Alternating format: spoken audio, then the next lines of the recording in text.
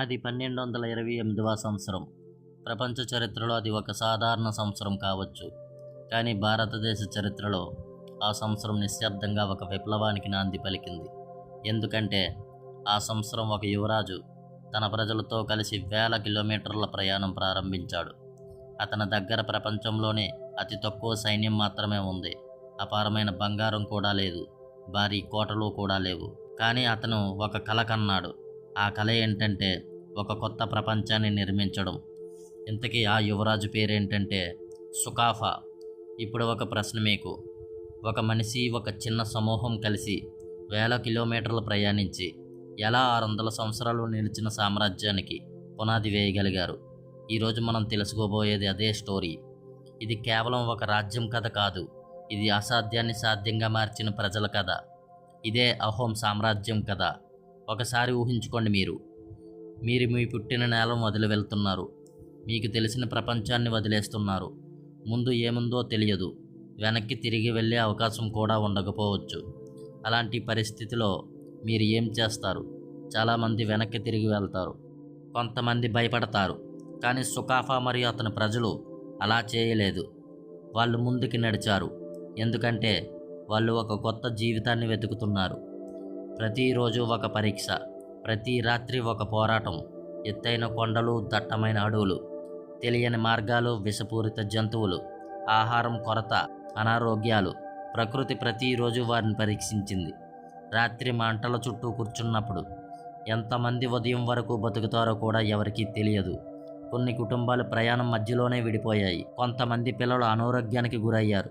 కొంతమంది వృద్ధులు ఆ ప్రయాణాన్ని పూర్తి చేయలేకపోయారు.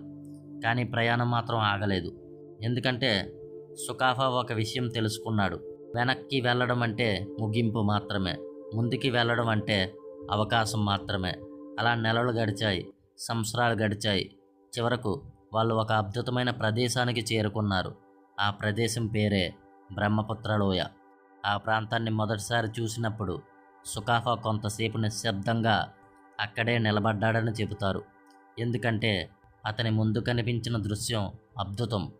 అంతులేని పచ్చని భూములతో, శక్తివంతమైన నదులతో, సారవంతమైన నేలతో, ప్రకృతి సంపద నిండిన భూమి అది. అది కేవలం నివసించడానికి అనువైన ప్రాంతం కాదు, ఒక నాగరికత పుట్టడానికి సరైన ప్రదేశం అది. కానీ ఒక సమస్య ఉంది. ఈ భూమి ఖాళీగా లేదు. ఇక్కడ ఇప్పటికే అనేక తెగలు జీవిస్తున్నాయి. ఇప్పుడు మీరే ఆలోచించండి. ఒక రాజు కొత్త భూమికి వెళితే సాధారణంగా ఏం చేస్తాడు? యుద్ధం చేస్తాడు, ఆక్రమణ చేస్తాడు, భయం, రక్తపాతం సృష్టిస్తాడు. చరిత్రలో చాలా రాజ్యాలు అలాగే నిర్మించబడ్డాయి. కానీ సుకాఫా వేరుగా ఆలోచించాడు. అతని కత్తి ఎత్తలేదు. అతను సంభాషణ మాత్రమే ప్రారంభించాడు. అతను దాడి చేయలేదు. అతను నమ్మకాన్ని మాత్రమే నిర్మించాడు. అక్కడ ఉండే స్థానిక మోరాన్ తెగ, బారాహి తెగ, ఇతర స్థానిక సమూహాలు వారిని శత్రువులుగా చూడలేదు. భవిష్యత్తు భాగస్వాములుగా చూశాడు. వారి నాయకులతో మాట్లాడాడు సుకాఫా. వారి సాంప్రదాయాలను గౌరవించాడు. వారి సంస్కృతిని అర్థం చేసుకున్నాడు. వారితో కలిసి జీవించాడు. ఇప్పుడు ఒకసారి మీరు ఆలోచించండి. కత్తితో సాధించగలిగేది భయం మాత్రమే. నమ్మకంతో సాధించగలిగేది తరతరాల పాటు నిలిచే ఐక్యత. అదే జరిగింది. నెమ్మదిగా వివిధ జాతులు ఒక్కటయ్యాయి. వివిధ భాషలు ఒక్కటయ్యాయి. వివిధ సంస్కృతులు ఒక్కటయ్యాయి. అక్కడే అహోం సామ్రాజ్యానికి నిజమైన పునాది పడింది. సామ్రాజ్యాలు యుద్ధాలతో పుడతాయని మనం అనుకుంటాం. కానీ అహోం సామ్రాజ్యం నమ్మకంతో పుట్టింది. అది 1253వ సంవత్సరం. సుకాఫా ఒక నిర్ణయం తీసుకున్నాడు. ఇప్పుడు సమయం వచ్చింది. కలలకు రూపం ఇవ్వాల్సిన సమయం. అలా పుట్టింది చరైదియో, అహోం రాజ్యపు మొదటి రాజధాని. చరైదియో కేవలం ఒక నగరం మాత్రమే కాదు, ఇది ఒక ప్రకటన. మేము ఇక్కడే ఉండబోతున్నాం అనే ఒక ప్రకటన. నగరం నెమ్మదిగా అభివృద్ధి చెందింది. వ్యాపారులు వచ్చారు, రైతులు వచ్చారు, కార్మికులు వచ్చారు, కొత్త కుటుంబాలు ఏర్పడ్డాయి, కొత్త ఆశలు పుట్టాయి, కొత్త భవిష్యత్తు నిర్మించబడింది. రోజులు గడుస్తూనే ఉన్నాయి, సంవత్సరాలు కూడా గడుస్తూనే ఉన్నాయి. అహోం రాజ్యం పెరుగుతుంది. కానీ వారి నిజమైన శక్తి ఇంకా కనిపించలేదు. ఇప్పుడు ఒక ప్రశ్న. ఎందుకు అహోం రాజ్యం దాదాపు 600 సంవత్సరాలు నిలిచింది? చాలా రాజ్యాలు కొన్ని దశాబ్దాల్లోనే కూలిపోయాయి. కానీ అహోంలు ఎందుకు ఇలా నిలబడ్డారు? దానికి సమాధానం ఫైక్ సిస్టమ్. అహోం చరిత్రలో అత్యంత అద్భుతమైన వ్యవస్థల్లో ఇది ఒకటి. ఈరోజు ఒక రైతు, రేపు ఒక సైనికుడు, ఎల్లుండి ఒక నిర్మాణ కార్మికుడు, అలా అవసరమైతే రాజ్యానికి సేవ చేసే వ్యక్తి. ఇదే ఫైక్ సిస్టమ్. ప్రతి కుటుంబం రాజ్యానికి ఒక బాధ్యత కలిగి ఉండేది.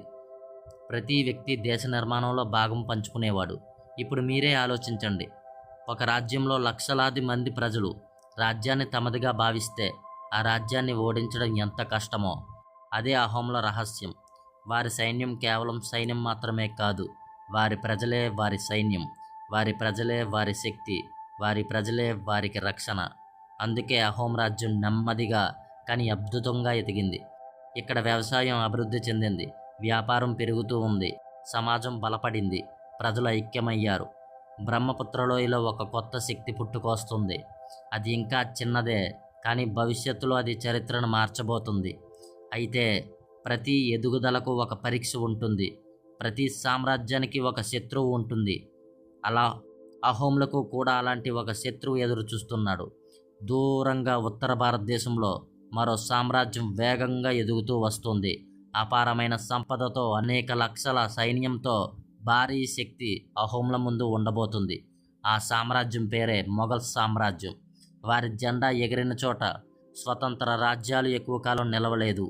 త్వరలో వారి చూపు ఈశాన్య భారతదేశంపై పడబోతుంది. అహోం చరిత్రలో అత్యంత ప్రమాదకరమైన అధ్యాయం ప్రారంభం కాబోతుంది.